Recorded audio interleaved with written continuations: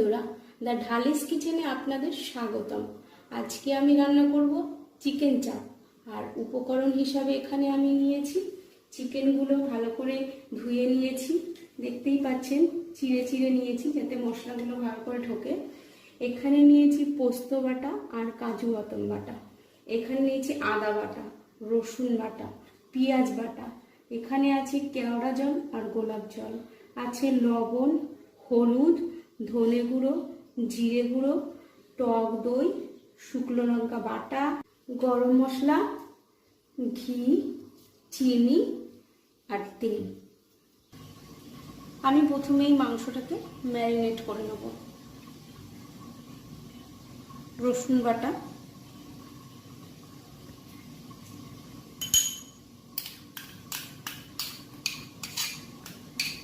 পেঁয়াজ বাটা,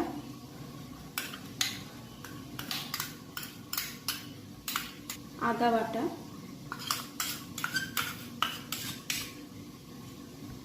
এখানে এটার মধ্যে আছে কাজু বাদাম আর হচ্ছে পোস্ত বাটা,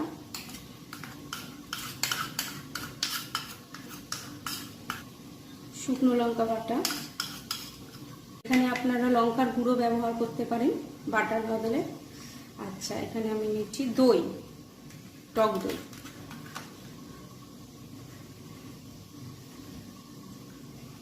চিনি,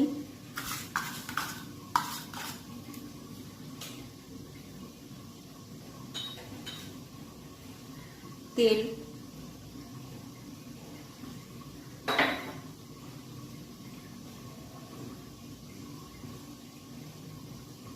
ধনের গুঁড়ো,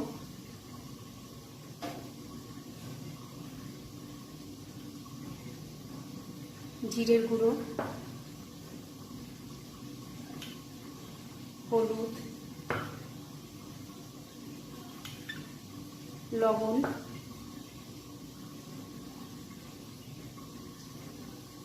গরম মশলা। এবার নেব 1 চামচ গোলাপ জল, 1 চামচ কেওড়া জল।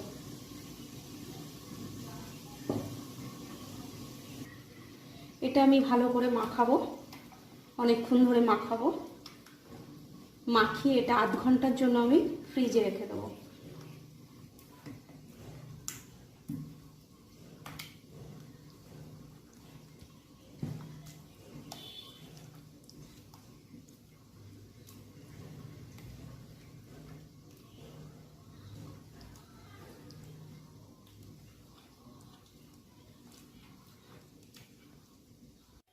কড়াই গরম হয়ে গেছে, এবার এর মধ্যে আমি তেল দিয়ে দেবো।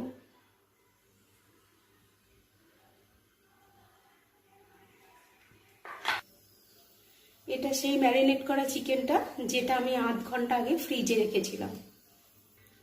তেলটা গরম হয়ে গেছে, এবার এর মধ্যে আমি ম্যারিনেট করা চিকেনের পিসগুলো তুলে দিয়ে দেবো।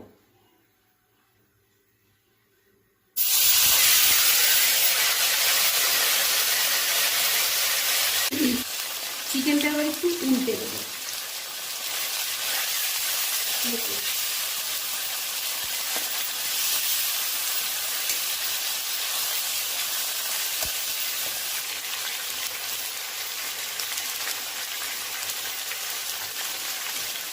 এবার আমি ওর মধ্যে ম্যারিনেট করা চিকেনের যে মশলাগুলো ছিল সেগুলো নিয়ে নেব।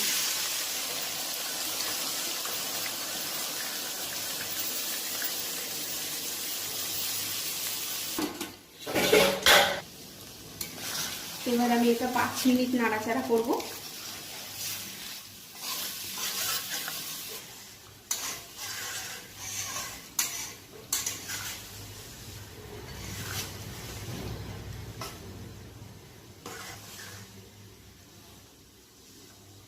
এবার আমি আধা ঘন্টার জন্য এই চিকেনটা ঢেকে দেবো।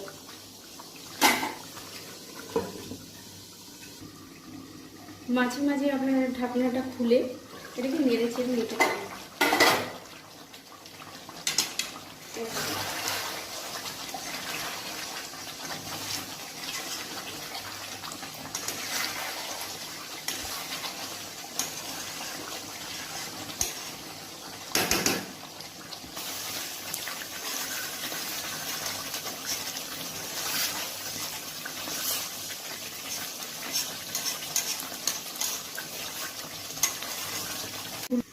আধা ঘন্টা হয়ে গেছে, এবার ঢাকনাটা খুলবো। দেখুন আমার চিকেন চাপ তৈরি।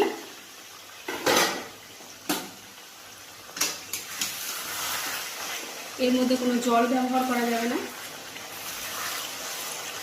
এবার তুমি লেগেছিল, এবার নামিয়ে দিতে হবে।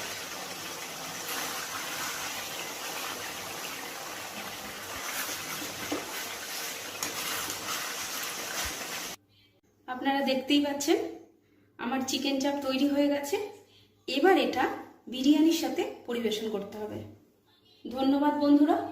আমার এই রেসিপিটি যদি আপনাদের ভালো লেগে থাকে তাহলে অবশ্যই আমার চ্যানেলটিকে সাবস্ক্রাইব করবেন, লাইক করবেন, শেয়ার করবেন, কমেন্ট করবেন।